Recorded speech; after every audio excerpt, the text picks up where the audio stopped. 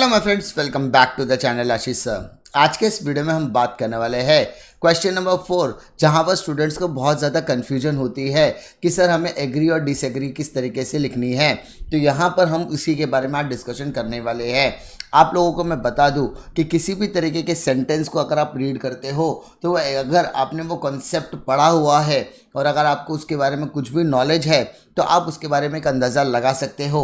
और ये जो टेक्स्ट बुक में दिए गए जो भी आपका एग्री डिसएग्री है उसको अगर आप अच्छी तरीके से करते हो तो कहीं ना कहीं आपको मार्क्स मिल सकते हैं।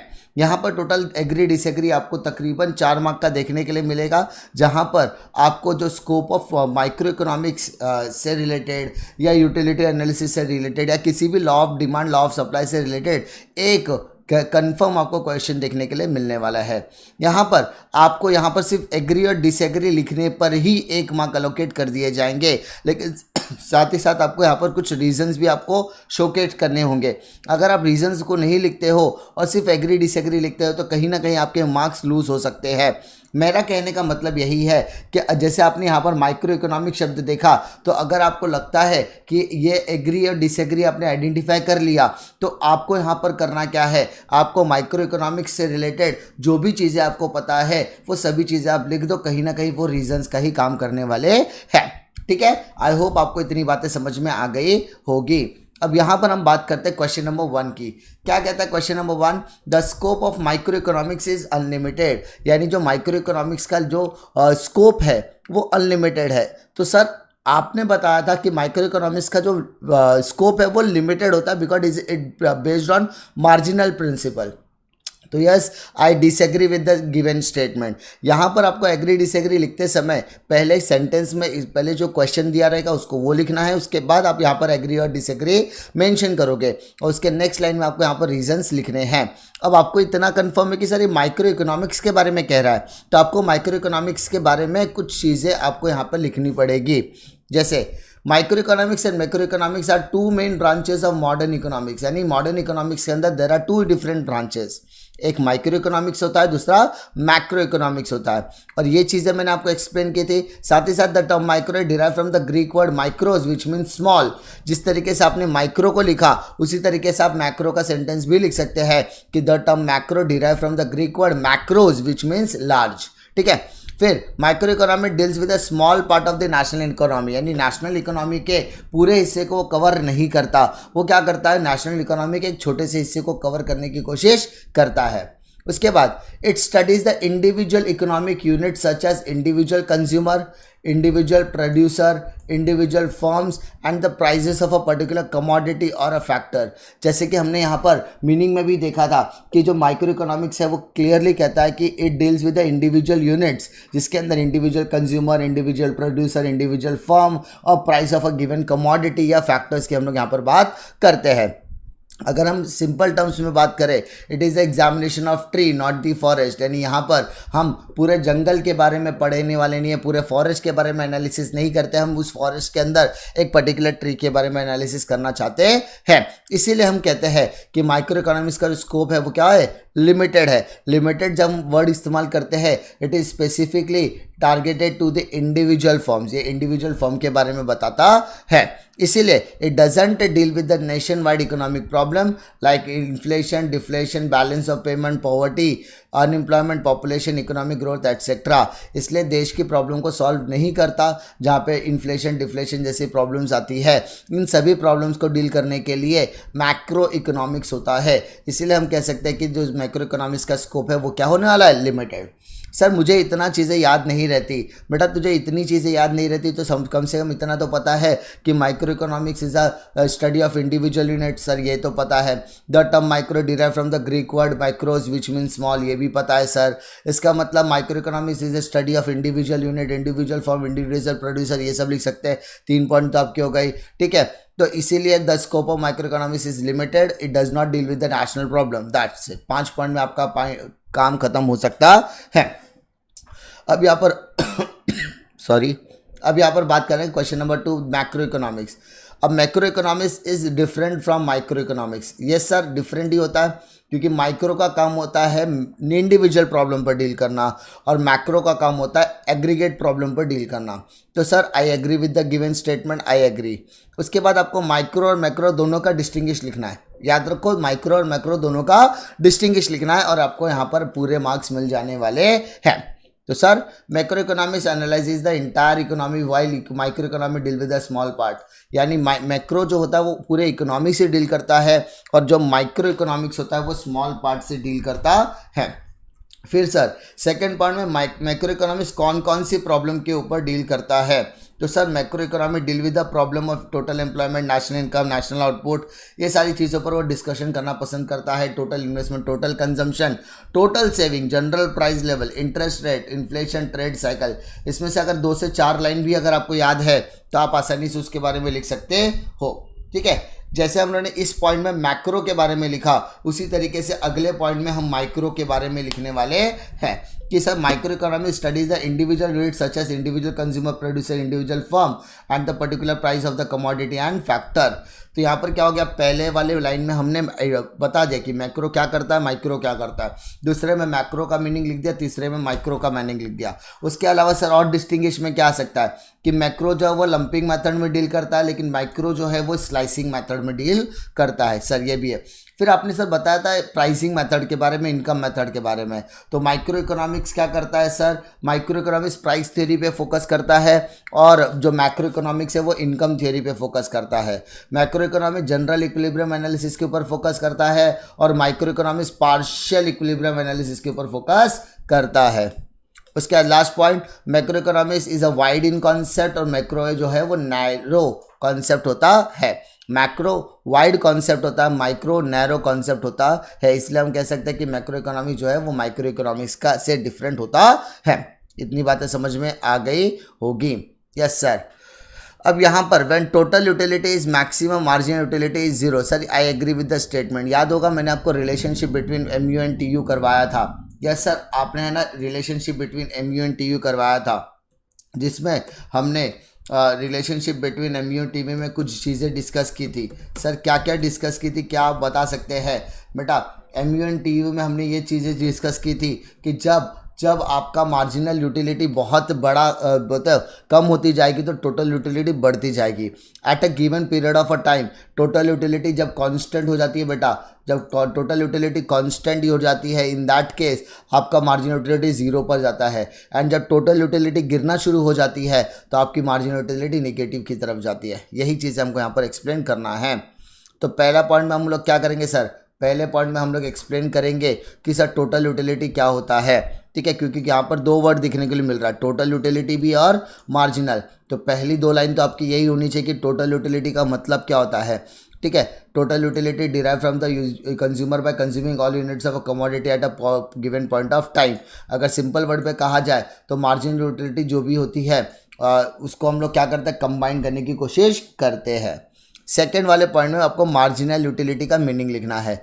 Marginal utility if the additional utility derive by the consumer और consumption of an additional unit of a commodity. अगर शॉर्ट में कहा जाए तो additional utility derive from the last unit of consume, यानी अपने पिछला यूनिट जो कंज्यूम किया था उसके मुकाबले में यहाँ पर जो यूटिलिटी आपको मिलेगी, जो सेटिस्फैक्शन मिलेगा वो as compare to previous one कम मिलने वाला है। इसीलिए हम यहाँ पर कह सकते हैं कि जो मार्जिनल यूटिलिटी है वो आपके टोटल यूटिलिटी से इंटर रिलेट कर सकती है। अब इसको समझने के लिए आपने यहाँ पर डायग्राम वगैरह आपने बनाया होगा, वो सारी चीज़ें आपको यहाँ पर एक्सप्लेन करनी पड़ेगी। एंड इसलिए हम कहते हैं कि मार्जिनल यूटिलिटी और टोटल यूटिलिटी क्या होती है, जीरो होती है। ठीक है, जब मार्जिनल यूटिलिटी बढ़ जाएगी तब आपको टोटल यूटिलिटी जीरो की तरफ लेकर जानी है। यस सर, इतनी बातें समझ में आ गई हैं। अब यहाँ पर नेक्स्ट क्वेश्चन बोलता है there are no exception of law of DMU। ये कहता है कि सर DMU का कोई भी एक्सेप्शन नहीं होता है। ठीक है, DMU का कोई भी एक्सेप्शन नहीं होता है, ऐसे एक बात करने वाली है। There are no exceptions to the law of DMU। All the exceptions are DMU are apparent the violate some of the other assumptions of the law and as they are not real exception it can be explained as below।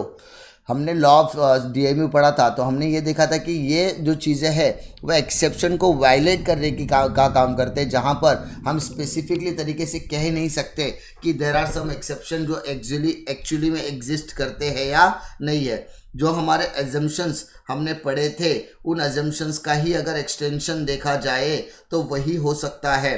ठीक है, तो यहाँ पर हम इसको real term में अगर कहा जाए तो हम एग्जैक्टली ये नहीं कह सकते कि हमने उन सभी चीज़ों को देखा है, जांचा है, पढ़ता है और उसके बाद उसको एग्जीक्यूट करने की कोशिश की है, लेकिन कुछ एक्सेप्शंस हमने ज़रूर पढ़े हुए हैं। वो एक्सेप्शंस क्या है? सबसे पहला एक्सेप्शन हमको देखने के लिए मिल रहा है पहला है हॉबीज़।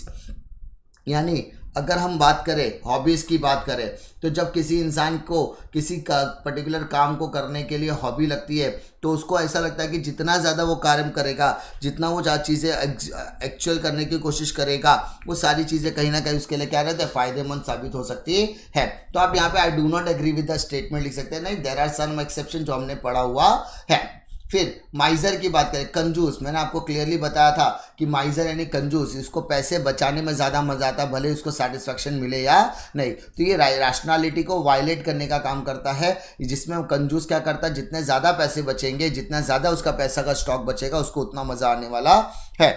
उसके बाद एडिक्शनल, अगर हम बात करें कोई बंदा है जो नशेड़ी गंजेड़ी है, जिसको अल्कोहल, चरस, गांजा वगैरह पीने में ज़्यादा, तो उसको लगता है जितना मैं ज़्यादा उसको कंज्यूम करने वाला हूँ उसको उतना ज़्यादा सेटिस्फैक्शन मिलेगा। तो इन दैट केस ये रैशनैलिटी को वायलेट करने का काम करता है। अगर मैं बात करूँ पावर की, पावर मतलब शक्ति, किसी इंसान के पास पॉलिटिकल पावर होती है, किसी का पैसों की पावर होती है, तो उसको लगता है कि मेरे पास जितनी पावर आएगी ना उससे ज़्यादा मुझे अच्छा, मतलब उसको अपना शक्ति प्रदर्शन करने में ज़्यादा अच्छा लगता है, तो वो चाहता है कि उसकी ताकत सिर्फ बढ़नी चाहिए ना कि कम होनी चाहिए। तो ये भी एक रैशनैलिटी के अजम्पशन को वायलेट करने का काम करता है। मनी मतलब पैसा, इंसान के पास जितना पैसा आएगा उसको लगता है और मेरे पास पैसा बढ़ना चाहिए, तो ये भी एक तरीके का रियल एक्सेप्शन नहीं है। इस वजह से इसमें आपको I agree with the given statement का कहा गया है। ठीक है, आप इसको अपने हिसाब से एक्सप्लेन करोगे तो आपको इसमें कोई दिक्कत नहीं आएगी, इसकी अश्योरिटी मैं आपको देता हूँ। अब नेक्स्ट क्वेश्चन की अगर हम बात करते हैं तो नेक्स्ट क्वेश्चन कहता है ऑल डिज़ायर्स आर डिमांड। अब यहाँ पे दो चीज़ों के बारे में बात किया है सर, एक तो डिज़ायर की बात कर रहा है और दूसरा डिमांड की बात कर रहा है। सर डिज़ायर का मतलब आपने बताया था कि किसी भी डिमांड को फुलफ़िल करने के लिए, किसी भी डिमांड को फुलफ़िल करने के लिए डिज़ायर का होना ज़रूरी है, तो लेकिन सारी की सारी डिज़ायर डिमांड नहीं हो सकती, इसलिए आई डिसएग्री विद द स्टेटमेंट।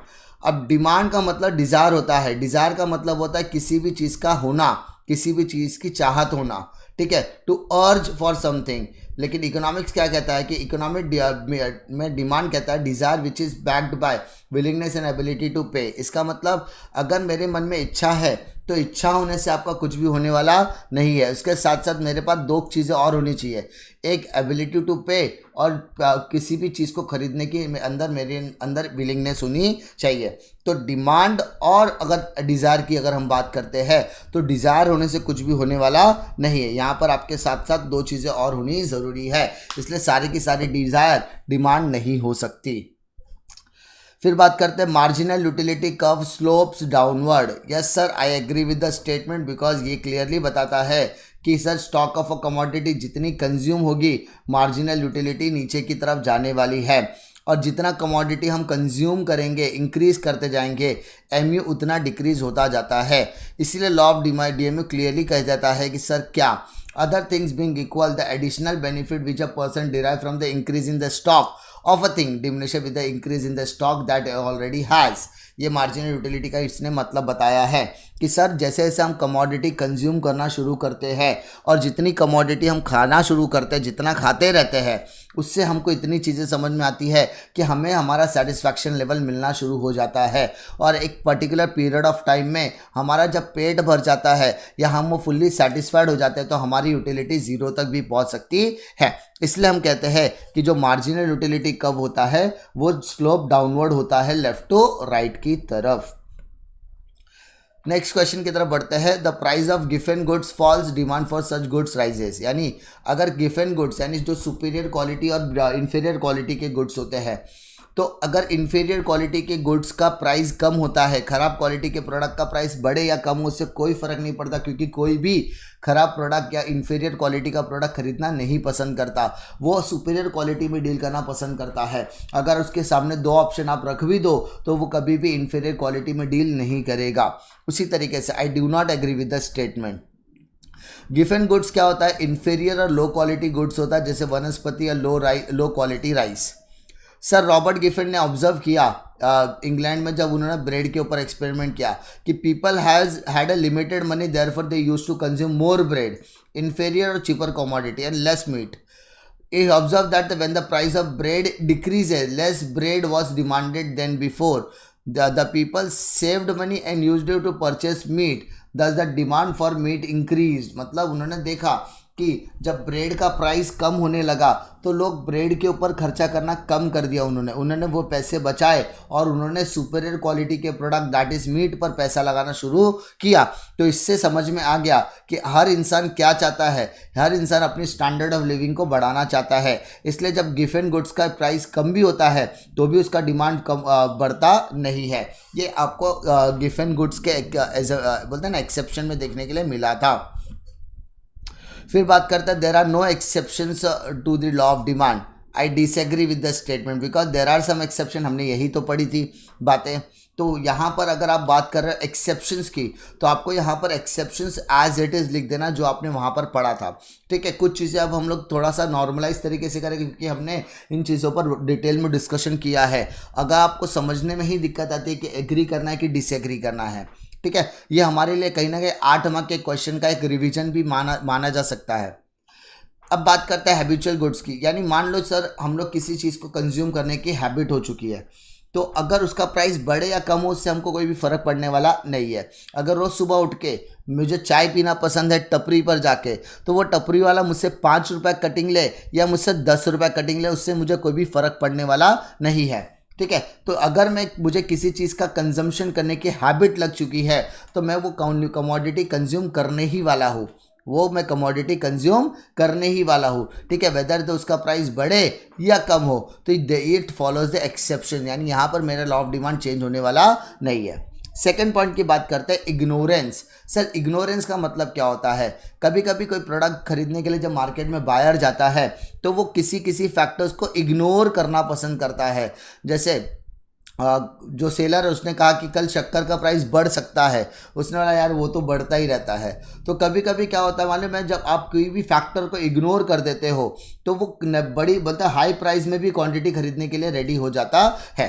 तो due to ignorance people will buy the more commodity at a higher price. This में happen when the consumer ignorant about the price of the commodity at other places, यानी यहाँ पर वो बाकी के factors पर ध्यान नहीं देता है।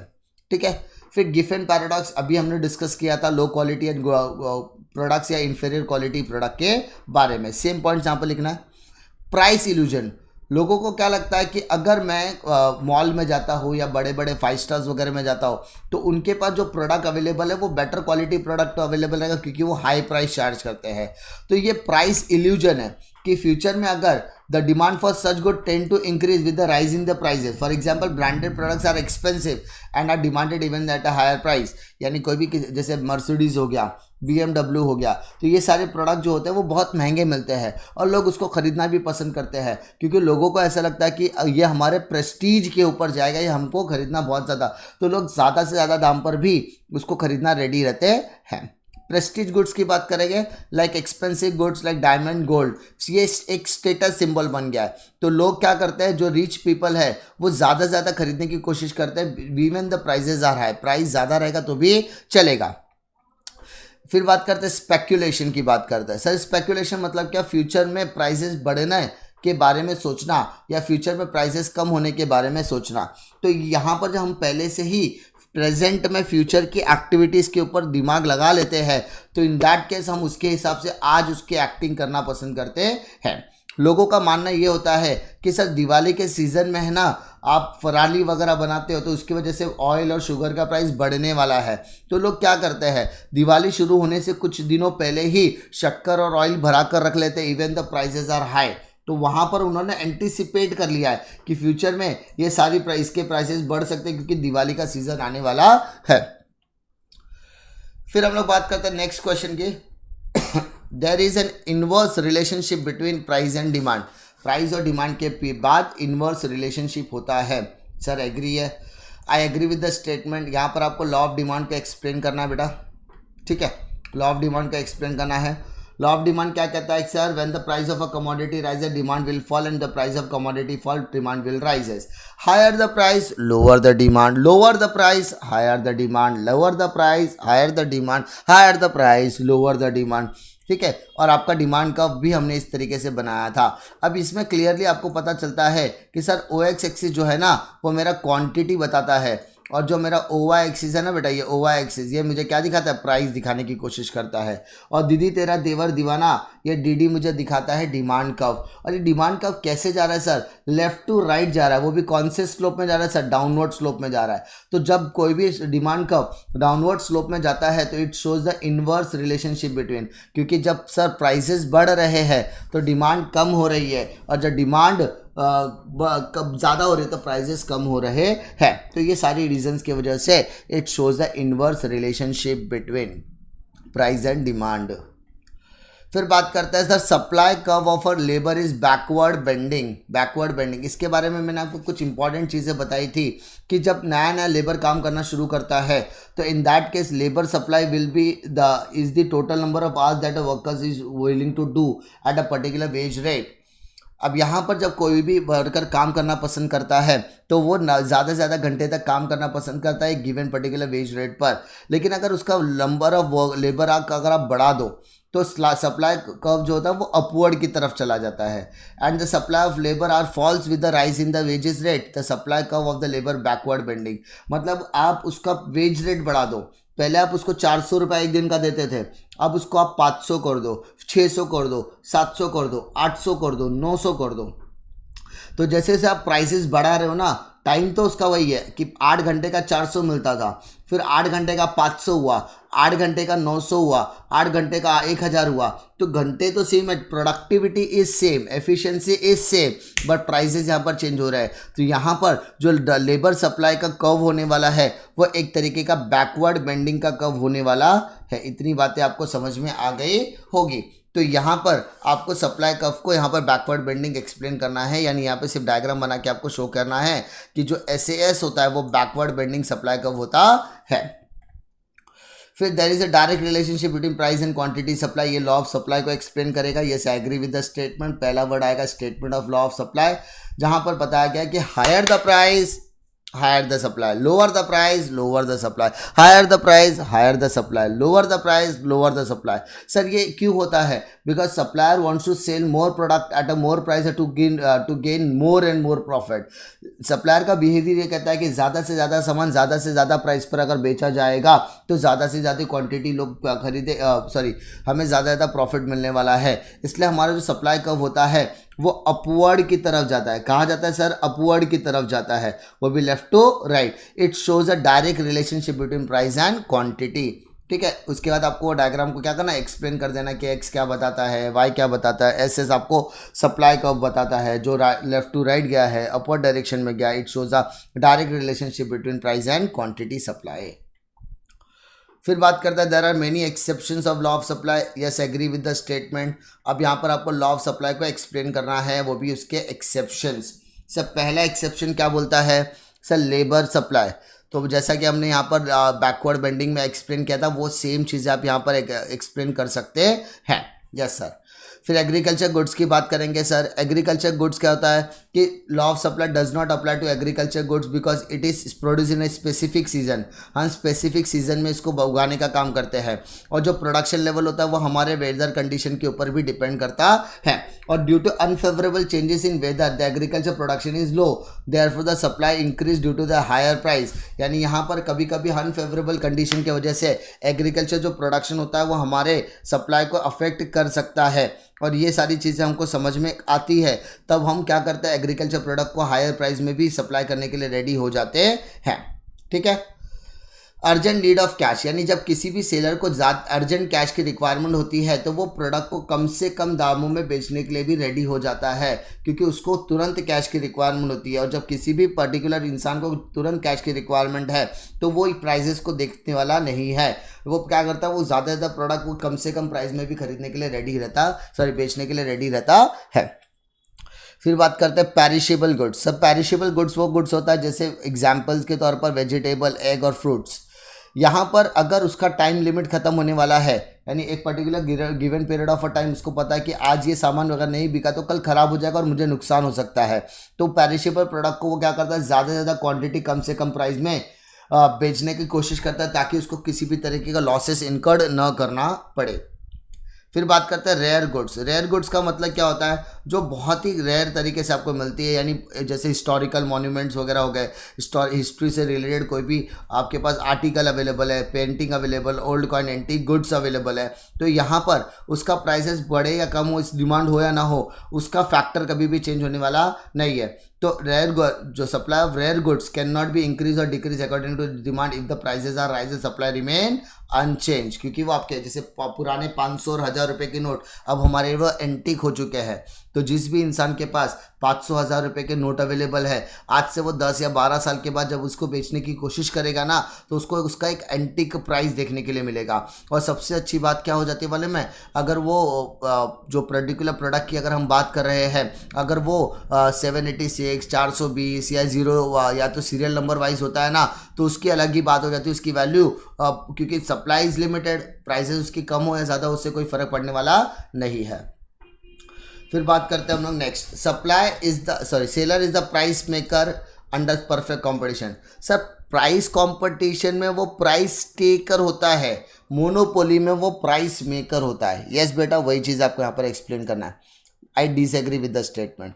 सर यहाँ पर परफेक्ट कंपटीशन देखने के लिए मिला, तो सर परफेक्ट कंपटीशन में एक्सप्लेन कर दो बेटा, लिखे दे, तेरे को पूरे मार्क्स मिलेंगे। In a perfectly competitive market, there is a large number of seller, जिसके अंदर जो sellers negligible part role play करते हैं पूरे इंटायर मार्केट के अंदर।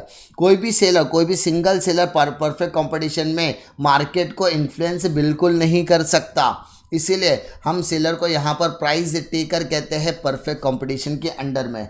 लेकिन अगर हम बात करें मोनोपोली मार्केट में, तो वहाँ पर सिर्फ और सिर्फ एक सेलर होता है जो पूरे मार्केट को कंट्रोल करने का काम करता है, और वो प्रोडक्ट को सप्लाई करता है जिसका किसी भी तरीके का क्लोज सब्स्टिट्यूट मार्केट में अवेलेबल ना हो। इसलिए वहाँ पर मोनोपोली मार्केट में जो सेलर होता है उसको प्राइस मेकर कहा जाता है। अब आप यहाँ पर समझो कि आप यहाँ पर प्राइस मेकर और परफेक्ट कंपटीशन दो अलग अलग पार्ट को अलग अलग तरीके से एक्सप्लेन कर सकते हैं। फिर there is a product differentiation under monopolistic competition. Sir monopolistic competition में प्रोडक्ट डिफरेंशिएशन होता है। Sir I agree with the statement. Monopolistic competition क्या करता है sir, product different from the other product, उसका खुद का नाम होगा, ब्रांड नेम होगा, ट्रेडमार्क होगा, उसका shape, quality, ingredient, design, colour, smell, यानी वो प्रोडक्ट दूसरे प्रोडक्ट से आइडेंटिटिकल नेचर होगा, साइज, शेप, कलर, क्वांटिटी के हिसाब से, क्वालिटी के हिसाब से आप उसको आसानी से पहचान सकते हो, आप उसको आसानी से आइडेंटिफाई कर सकते हो। बट वो जितने भी प्रोडक्ट हो गए वो एक दूसरे के क्या हो गए, क्लोज सब्स्टिट्यूट होते हैं। इसीलिए ये पॉइंट क्लियरली मेंशन करता है कि यहाँ पर मोनोपोलिस्टिक कंपटीशन में प्रोडक्ट का डिफरेंशिएशन होता ज़रूर है। Yes sir. फिर बात करते हैं selling cost is the only feature for monopolistic. Sir monopolistic का एक फीचर का पॉइंट है सेलिंग कॉस्ट, लेकिन अकेला फीचर है क्या? नहीं सर। तो selling cost is not only the feature of monopolistic. I do not agree with the statement. इसके अलावा आपको feature of perfect competition monopolistic competition को एक्सप्लेन करना है अदर फैक्टर्स को। ये क्या है सर? ये फीचर्स ऑफ मोनोपोलिस्टिक कंपटीशन के पॉइंट्स है, आप इसको आसानी से एक्सप्लेन कर सकते हैं। सर मोनोपोलिस्टिक कंपटीशन में जो सेलर होता है वो लार्ज नंबर में होता है, ठीक है, but less than perfect competition. It is the sellers behaviour is like monopoly, यानी भाई अपन ही राजा है। उसके बाद जो बायर होता है मोनोपोलिस्टिक कंपटीशन में, वो भी एज़ कम्पेयर टू बाकी सबसे थोड़ा फेयरली लार्ज होता है एज़ कम्पेयर टू बाकी। उसके बाद प्रोडक्ट डिफरेंशिएशन, जो भी प्रोडक्ट अवेलेबल होता है मार्केट में वो आइडेंटिटिकल नेचर रहता है, उसका size, shape, colour, quality, cover, design, उसके बाद आप उसके प्रोडक्ट को आसानी से ब्रांड नेम वगैरह से पहचान सकते हैं। तो मोनोपोलिस्टिक में प्रोडक्ट डिफरेंशिएशन भी एक मैटर करता है।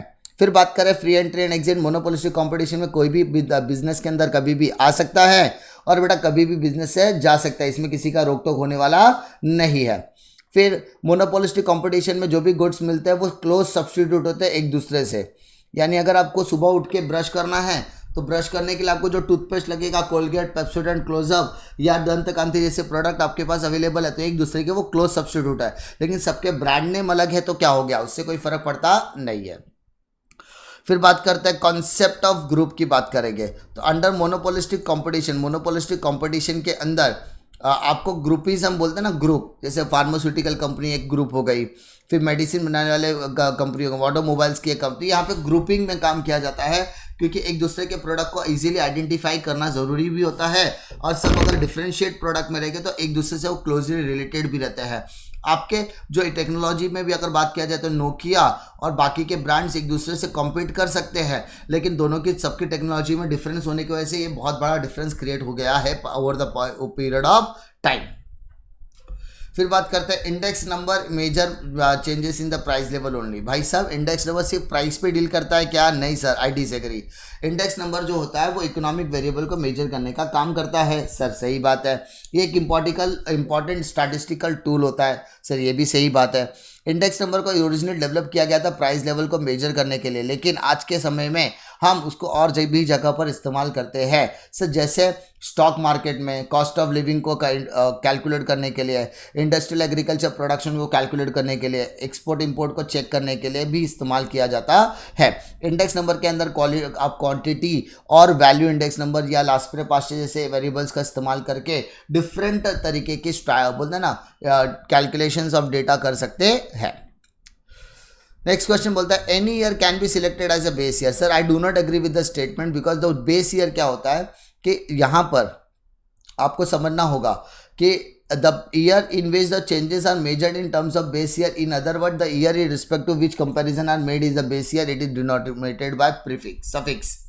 बेटा ध्यान दो, अगर मैं 2005 और 2006 की बात करता हूँ, मान लो सर अगर मैं बात कर रहा 2005 और 2006 की मैं बात कर रहा हूँ, तो जो सर 2005 होगा ना मेरा, वो मेरा बेस ईयर हो जाने वाला है, वो मेरा बेस ईयर होने वाला है, और जो 2006 होने वाला है वो मेरा करंट ईयर हो जाने वाला है। तो यहाँ पर मैं दो डिफरेंट जगह पर क्या कर रहा हूँ, डेटास को कलेक्ट करने का काम कर रहा हूँ, दो डिफरेंट जगह पर सारी चीज़ों को कलेक्ट करने का। तो 2005 जो है ना वो मेरा बेस ईयर हो जाएगा, सफिक्स और प्रीफिक्स जो करंट ईयर, यानी दोनों में जो पहले आएगा वो मेरा बेस ईयर, यानी मैं 2006 को कंपैरिजन कर रहा हूँ 2005 के साथ। ठीक है, the base year should be normal, it should be free from natural calamity, ये नेचुरल कैलेमिटी से बिल्कुल दूर होना चाहिए। It should not be too distant in the past, मतलब मैं ऐसा नहीं बोल सकता कि सर मतलब मैं कैलकुलेशन डेटा कर रहा हूँ 1920, मान लो मैं 1920 को बेस ईयर कंसीडर कर रहा हूँ और मैं 2020 को करंट ईयर डिस्कस कर रहा हूँ, और मैं यहाँ पर कहने की कोशिश कर रहा हूँ कि सर 2020 में जो भाड़ा था ना वो 440 रुपये हुआ करता था और 2020 में 4000 रुपये हो गया। तो इस तरीके के डेटा को करना पॉसिबल नहीं होता बिकॉज यहाँ पे बहुत ज़्यादा डिफरेंस हो गया है। Yes my dear. फिर there are many theoretical difficulties in estimation of national income, तो यहाँ पर आपको थियोरिटिकल डिफिकल्टीज को एक्सप्लेन करना है, समझा? Yes sir, I agree. There are very difficulty in measurement of national income, ये सारे क्वेश्चन हमने डिटेल में डिस्कस किए हुए बेटा, ठीक है। फिर there are two difficulty, theoretical difficulty और प्रैक्टिकल डिफिकल्टी, जैसे दो डिफिकल्टीज आती है नेशनल इनकम का कैलकुलेट करने के लिए। When we are talking about transfer payment, sir transfer payment क्या होता है? जब गवर्नमेंट के लिए कोई चीज़ें एक्सपेंडिचर और एज एन इंडिविजुअल के लिए इनकम मान ली जाती है तो उसको ट्रांसफर पेमेंट कहते हैं। मतलब गवर्नमेंट ने पेंशन दिया तो गवर्नमेंट के लिए पेंशन एक्सपेंडिचर है बट इंडिविजुअल के लिए वो इनकम है, तो उसको हम लोग कहते हैं ट्रांसफर पेमेंट, जो एक थियोरिटिकल डिफिकल्टी होती है। Illegal income, unpaid services, valuation of government services, इस तरीके के पॉइंट का आप क्या करो, एक्सप्लेन कर दो और आपको यहाँ पर थ्योरेटिकल डिफिकल्टीज देखने के लिए मिल जाएगी आसानी से। फिर बात करते हैं sir transfer payments are included in national income. Sir I do not agree with the statement because transfer payment वो इनकम होती है जो गवर्नमेंट के लिए एक्सपेंडिचर होती है लेकिन इंडिविजुअल के लिए इनकम होती है, लेकिन गवर्नमेंट ने जिस चीज़ के को एक्सपेंडिचर माना है उसको नेशनल इनकम में ऐड ही नहीं कर सकते। Yes sir. तो sir transfer income, transfer payment वो होता है जिसमें scholarship, gives, donation, charity, old age pension, unemployment allowance etcetera ignore while calculating national income, because sir ये इंडिविजुअल के लिए तो इनकम होती है लेकिन गवर्नमेंट के लिए वो एक्सपेंडिचर होती है। इसलिए दिए पेमेंट को ना ही हम लोग ट्रांसफर ऑफ इनकम में मान सकते हैं और ना ही एडिशनल टू द प्रोडक्शन मान सकते हैं। इसलिए ट्रांसफर पेमेंट को नेशनल इनकम से बिल्कुल दूर रखा जाता है। यस सर, इतनी बातें समझ में आ गई है। अब बात करते हैं ऑब्लिगेटरी फंक्शन की। फंक्शन ऑफ गवर्नमेंट में पहला आता है सर ऑब्लिगेटरी फंक्शन। तो सर ये I disagree with this statement. क्या बोलता है सर, गवर्नमेंट क्या है? गवर्नमेंट इज अ फॉर्मल और informal institution created by the people in specific region to perform various function. ये चीज़ हमने यहाँ पर डिस्कस की थी जहाँ पर पब्लिक फाइनेंस हमने किया था, ये सेम चीज़ें हमने वहाँ पर लिखी थी। तो गवर्नमेंट क्या है सर? गवर्नमेंट एक फॉर्मल या इनफॉर्मल इंस्टीट्यूशन होती है जहाँ पर हम एक स्पेसिफिक रीजन के डेवलपमेंट और ग्रोथ के लिए संस्था बनाते हैं, जिसे हम गवर्नमेंट कहते हैं। गवर्नमेंट को इलेक्ट भी पब्लिक करती है for the wellbeing of public. अगर मैं बात करूं कि फंक्शंस ऑफ गवर्नमेंट की, तो उसको दो तरीके से डिवाइड किया गया है, ऑब्लिगेटरी फंक्शन और ऑप्शनल फंक्शन। ठीक है, दो तरीके के। ऑब्लिगेटरी फंक्शन का मतलब क्या होता है कि एक्सटर्नल अटैक्स या इंटरनल लॉ एंड ऑर्डर को मेंटेन करना। और जब हम लोग ऑप्शनल फंक्शन की बात करते हैं तो एजुकेशन, हेल्थ जैसी सर्विसेज को प्रोवाइड करना, फिर social security like pension and welfare measures, ये ऑप्शनल है। तो यहाँ पर ऑब्लिगेटरी फंक्शन सिर्फ अकेला होता है क्या? नहीं, यहाँ पर उसके साथ साथ ऑप्शनल फंक्शन भी परफॉर्म करने होते हैं किसी भी गवर्नमेंट को। फिर बात करते हैं sir public finance is more elastic compare to private finance. अब यहाँ पर दो वर्ड को आपको एक्सप्लेन करना है, पब्लिक फाइनेंस को भी और प्राइवेट फाइनेंस को भी। आपको ये दो डिफरेंट वर्ड्स को मैं इजीली एक्सप्लेन करना है। पब्लिक फाइनेंस क्या करता है sir? Public finance maximum social advantage of the society के लिए काम करता है, लेकिन प्राइवेट फाइनेंस सिर्फ और सिर्फ प्राइवेट इंडिविजुअल को प्रॉफिट दिलाने के लिए काम करता है। इसके अंदर that is not much scope to the changes private finance. Private finance में अगर स्कोप में चेंजेस भी हो जाए तो कोई ज़्यादा फर्क पड़ने वाला नहीं है गवर्नमेंट पब्लिक के अंदर। लेकिन on the other hand government determine the volume and different values different way of expenditure based on need of an hour. यानी समय समय पर गवर्नमेंट को लगता है कि किस तरीके के खर्चे गवर्नमेंट मतलब लोगों के ऊपर करने चाहिए। फॉर एग्जांपल अगर हम कोरोना पैंडेमिक का समय देखते हैं तो कोरोना पैंडेमिक के समय लोगों की हेल्थ केयर के ऊपर बहुत ज़्यादा फर्क पड़ा था, लोगों की फिनेंशियल कंडीशन खराब हो गई थी। तो उसलिए गवर्नमेंट ने बहुत सारे बोलते हैं रिलीफ पैकेजेस ऑफर किए थे जहाँ पर लोगों को अनाज भी मिलता था। तो ये सारी चेंज ऑफ टाइम के हिसाब से होते हैं। गवर्नमेंट की बात करें तो government also print notes through RBI. तो public finance is more classic than private finance, क्योंकि यहाँ पर पब्लिक एक्सपेंडिचर के लिए वो बोलते हैं ना खर्चा कर भी सकते हैं। फिर बात करते हैं next, issue of currency note is the only function. RBI के लिए सबसे इंपॉर्टेंट क्या होता है सर? करेंसी को करना। करेंसी को क्या करना है सर? करेंसी प्रिंट करना आरबीआई का एक इंपॉर्टेंट काम होता है। हर देश के अंदर हर सेंट्रल बैंक का यही काम होता है। लेकिन सिर्फ करेंसी को प्रिंट करना जरूरी होता है क्या? मेरे को बताओ।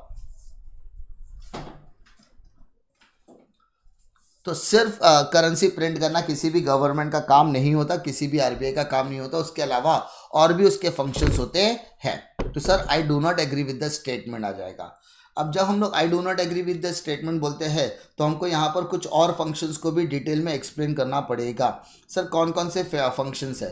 पहला, banker to the government. Government को जब भी किसी भी तरीके के फिनेंस की ज़रूरत पड़ेगी, as a banker, agent, adviser की ज़रूरत पड़ेगी तो आरबीआई वहाँ पर उसकी मदद करने वाला है। पब्लिक फाइनेंस को, पब्लिक डेब्ट को मैनेज करने के लिए भी आरबीआई मदद करता है। फिर बात करता है बैंकर्स बैंक की बात करते हैं। आरबीआई को मतलब किसी भी तरह की कमर्शियल बैंक को अगर कभी भी पैसों की रिक्वायरमेंट लगती है और जब उसके पास कोई भी चारा नहीं होने वाला है, इन दैट केस उसकी मदद करने के लिए सेंट्रल बैंक होने वाला है, दैट इज़ आरबीआई होने वाला है। ये क्या करती है? ये कमर्शियल बैंक को लोन्स एंड एडवांसेस देने का काम करती है पर्टिकुलर पीरियड ऑफ टाइम पर। कस्टोडियन फॉरेन एक्सचेंज रिजर्व, दो देशों के बीच में किसी भी तरीके की फॉरेन एक्सचेंज की ट्रांजैक्शंस होती है तो यहाँ पर दो देशों के बीच में होने वाले एक्सचेंज के ऑफिशियल रेट को डिसाइड करने का काम भी यहाँ पर आरबीआई करता है। आरबीआई के पास ये जिम्मेदारी होती है कि वो करेंसीज को खरीद भी सकता है और बेच भी सकता है। कहाँ पर? IMF में, इंटरनेशनल मॉनेटरी फंड में। कंट्रोलर ऑफ क्रेडिट, देश के अंदर सुप्रीम बैंकिंग अथॉरिटी के तौर पे आरबीआई के पास ये पावर होती है कि वो वॉल्यूम ऑफ क्रेडिट को कमर्शियल बैंक के साथ क्या कर सके, कंट्रोल कर सके। यानी वो क्या करता है, पर्पस ऑफ क्रेडिट को पहले मॉनिटर करने का काम करता है through the help of quantitative method, जैसे bank rate, open market operation, variable reserve ratio such as cash reserve ratio, statutory liquidity ratio. इस तरीके से उसको लगता है कि कमर्शियल बैंक के पास बहुत ज़्यादा पैसे आ गए हैं और उन पैसों का इस्तेमाल वो लोन देने में करेगा, अननेसेसरी लोन देगा तो क्रेडिट बहुत ज़्यादा बढ़ सकता है। तो उन्हें कंट्रोल करने के लिए वो क्वांटिटेटिव मेथड का इस्तेमाल करके उनसे वो पैसे, एक्सेस मनी आरबीआई अपने पास मंगा लेता है। और जब लगता है कि अब क्रेडिट बहुत कम हो गया मार्केट में, तो क्वालिटेटिव मेजर का अप्लाई करके वो क्या कर सकते हैं, फिक्स मार्जिन, क्या क्रेडिट रैशनिंग, मॉरल सुएशन करके क्रेडिट को पूरी तरीके से परपाइज और यूज़ कर सकते हैं। ठीक है, फिर बात करते हैं collection and publication of data की हम लोग बात करते हैं। तो आरबीआई क्या करता है, कमर्शियल बैंक और सेंट्रल बैंक से रिलेटेड जितने भी डेटाज होते हैं उसको ट्रांसपेरेंसी मेंटेन करने के लिए पब्लिश भी कर सकता है। फिर प्रमोशन एंड डेवलपमेंट फंक्शंस, यानी गवर्नमेंट के अंदर किसी भी तरीके का प्रमोशनल या डेवलपमेंट काम हो रहा है तो उसको प्रमोट करने का काम भी आरबीआई का होता है, और उसमें लगने वाले जो पैसे होते हैं वो भी फाइनेंस करने का काम आरबीआई करता है वाया इंडस्ट्रियल क्रेडिट और इंटरनेशनल इंडस्ट्रियल फिनांस और एग्रीकल्चर क्रेडिट के द्वारा।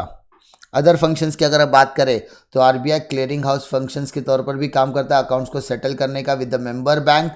और अगर किसी भी कमर्शियल बैंक के पास पैसे की रिक्वायरमेंट नहीं है तो सबसे लास्ट बार वो किससे मदद मांग सकता है, आरबीआई से मांग सकता है, क्योंकि वो lender of last resort of liquidity होता है। फिर बात करते हैं commercial bank create credit, commercial bank credit create करता है। तो sir I agree with the statement. अब जब कमर्शियल बैंक की बेटा यहाँ पर बात करेंगे तो सर कमर्शियल बैंक का आपको यहाँ पर मीनिंग लिख देना है। सबसे पहले commercial bank are the creator of credit. Demand and time deposit से वो क्या करता है सर, बैंक पैसा जमा करता है।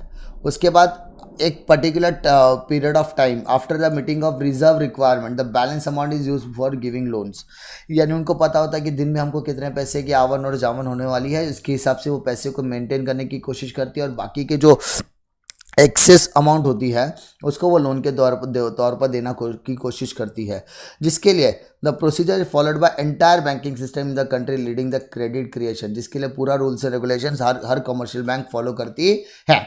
इसीलिए हम बोल सकते हैं कि जो कमर्शियल बैंक्स है वो क्रेडिट यानी लोन वगैरह देने का काम करती है through the channel of banking.